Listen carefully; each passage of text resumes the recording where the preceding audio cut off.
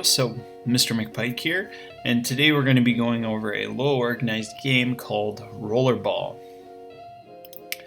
So this game is great for grades 2 to grade 12.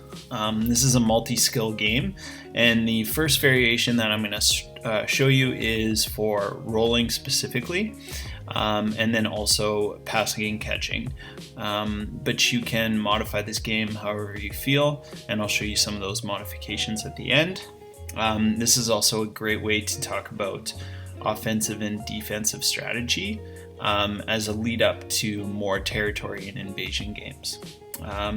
You can play this in pretty much any space that you have, and the equipment that you're going to need are dodgeballs, your gym court lines, and you might want some cones for some of the different variations. And it works a number of different skills, just depending on how you're going to verify the game or modify the game. And thank you to Brian Gadiant at Phys Ed Games for this game idea.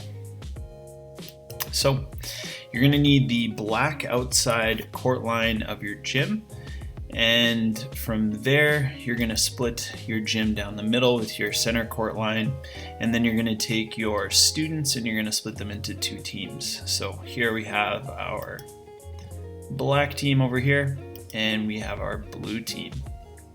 So the main rules of the game is that as a teacher, you're going to introduce a dodgeball to the game, and you can get 2 students to rock, paper, scissors, and whoever wins will start with the dodgeball.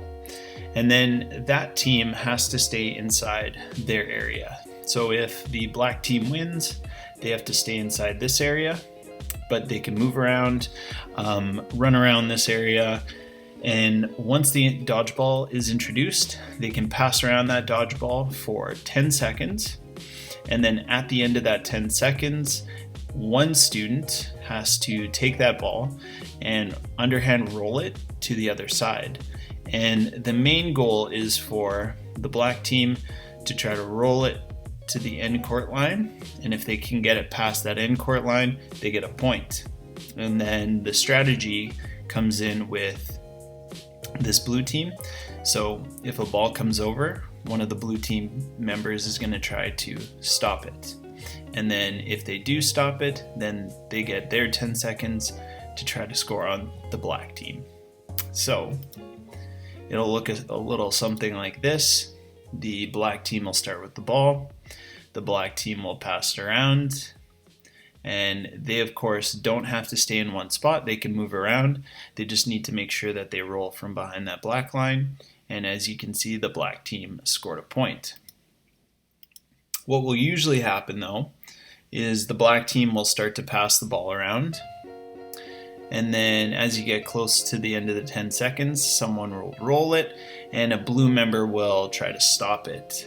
And then from there, it turns into the blue team's ball. So they'll try to pass it around now and try to score on the black team. And as we can see here, they were able to roll it down to the other side, so they got a point as well. So it would be, the score would be 1-1. Now, some of the variations you might want to do is you might want to add in some more dodgeballs. It just creates more opportunity for more students to roll, pass, and catch in this game. And I usually start off with one dodgeball and slowly start to add in more dodgeballs, just depending on how many students I have. But usually you want about 3 or 4. You can also modify the scoring and the time limit. So usually what I tell the students when I add in more dodgeballs is that they can throw the ball whenever they want to, just as long as they're not holding on to it for more than 10 seconds. So what happens there is usually you get more of a back and forth game, and you get a lot more scoring and a lot more action. You may also want to add in some different scoring methods besides just the black line. So if you have it, you might want to throw down some cones, maybe a chook ball net, and you could tell your students if they roll past the end black court line, that's 1 point. You might want to tell them if they roll past the coned line right here in between the cones, that's 2 points, and you might want to tell them that if they get it on the chook ball net, that is worth 3. So that's just another way you could modify the scoring.